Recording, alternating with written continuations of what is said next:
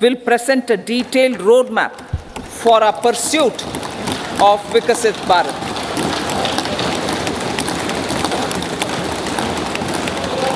Revised estimates.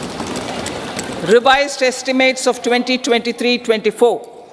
The revised estimate of the total receipts other than borrowings is 27.56 lakh crores of rupees, of which the tax receipts are 23.24 lakh crore rupees.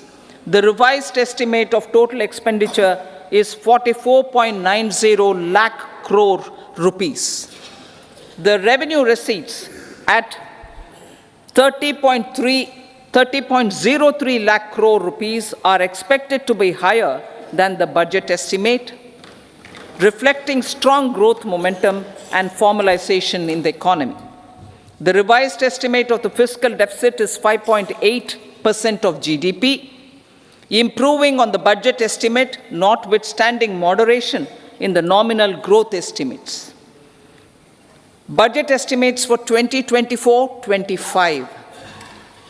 Coming to the year 2024-25, the total receipts other than borrowings and total expenditure are estimated at 30.80 and 47.66 lakh crore rupees respectively. The tax receipts are estimated at 26.02 lakh crore rupees. The scheme of 50-year interest-free loan for capital expenditure to states will be continued this year with an outlay of 1.3 lakh crore rupees.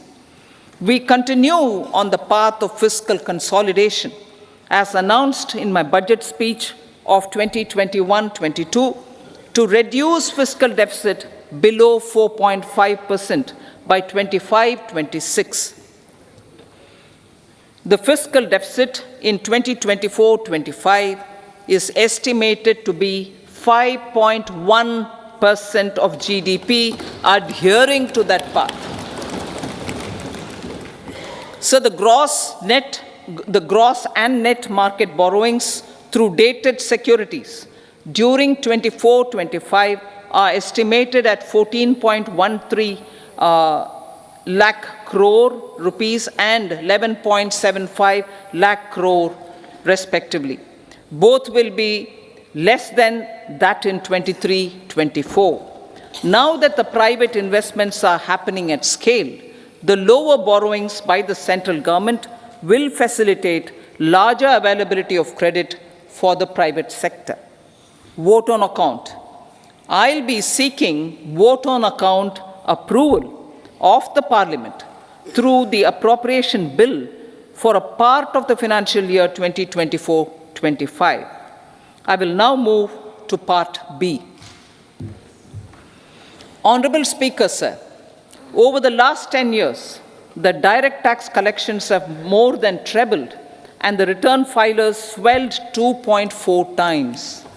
I would like to assure the taxpayers that their contributions have been used wisely for the development of the country and welfare of its people. I appreciate the taxpayers for their continued support. The government has reduced and rationalized tax rates. Under the new tax scheme, there is now no tax liability for taxpayers with income up to 7 lakh rupees, up from 2.2 lakh rupees in the financial year 2013-14.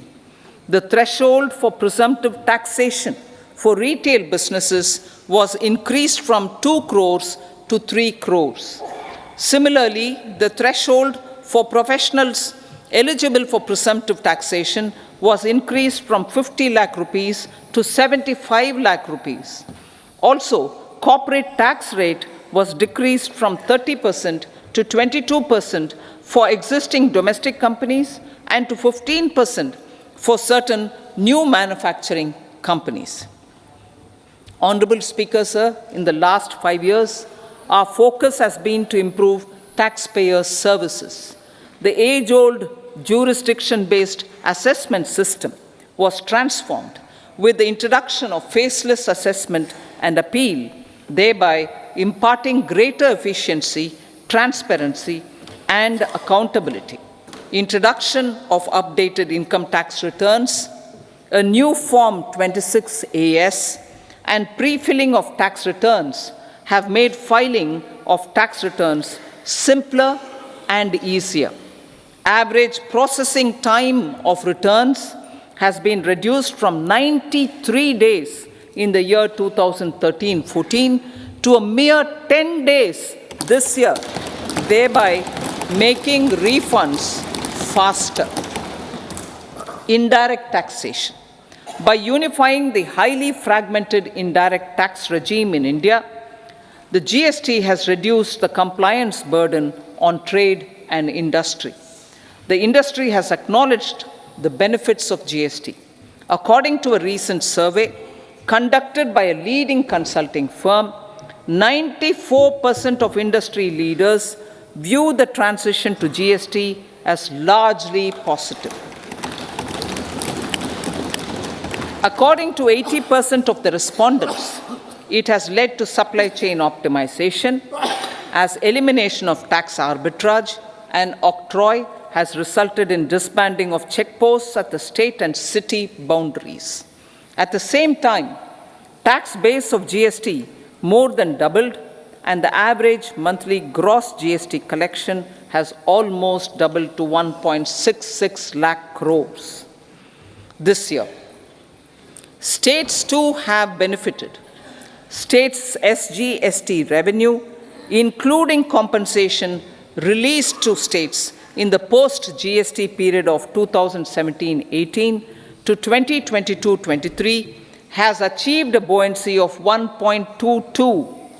In contrast, the tax buoyancy of state revenues from subsumed taxes in the pre-GST four-year period of 2012-13 to 2015-16 was a mere 0.72. The biggest beneficiaries are consumers, as reduction in logistic cost and taxes have brought down prices of most goods and services. We have taken a number of steps in customs to facilitate international trade. As a result, the import release time declined by 47% to 71 hours at inland container depots, by 28% to 44 hours at air cargo complexes, and by 27% to 85 hours at seaports over the last 4 years since 2019, when the national time release studies were first acted. Tax proposals. As for tax proposals, in keeping with the convention, I do not propose to make any changes relating to taxation and propose to retain the same tax rates for direct and indirect taxes, including import duties. However, certain tax benefits to startups and investments made by sovereign wealth or pension funds, as also tax exemption on certain income of some IFSC units, are expiring on 31/3/2024. To provide continuity in taxation, I propose to extend the date to 31/3/2025.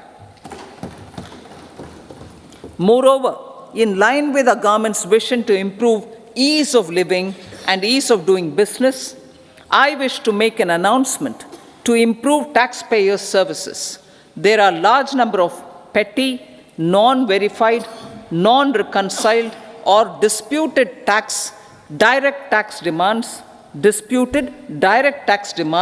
many of them dating as far back as 1962, which continue to remain on the books, causing anxiety to honest taxpayers and hindering refunds of subsequent years.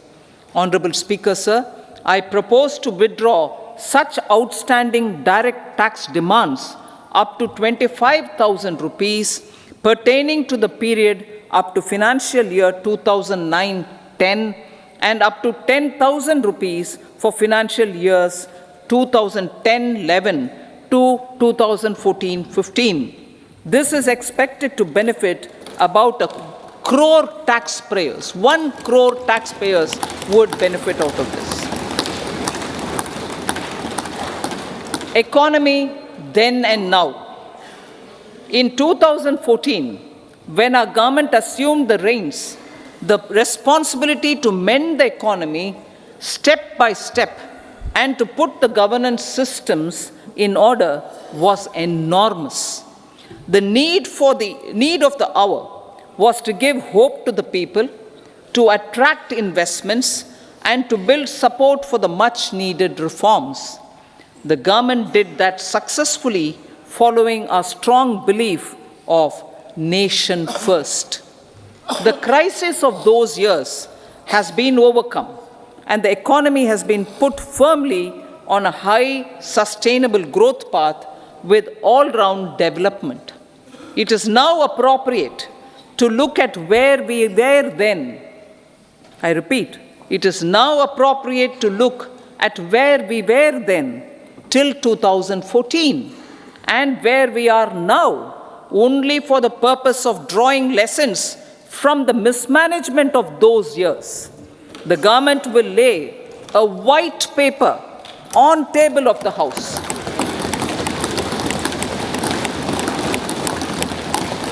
The exemplary track record of governance, development, and performance, effective delivery, and Jan Kalyan has given the government trust, confidence, and blessings of the people to realize whatever it takes, the goal of Vikasit Bharat, with good intentions, true dedication, and hard work in the coming years and decades. With this, Honorable Speaker, I commend the interim budget to this august House. Jai Hind.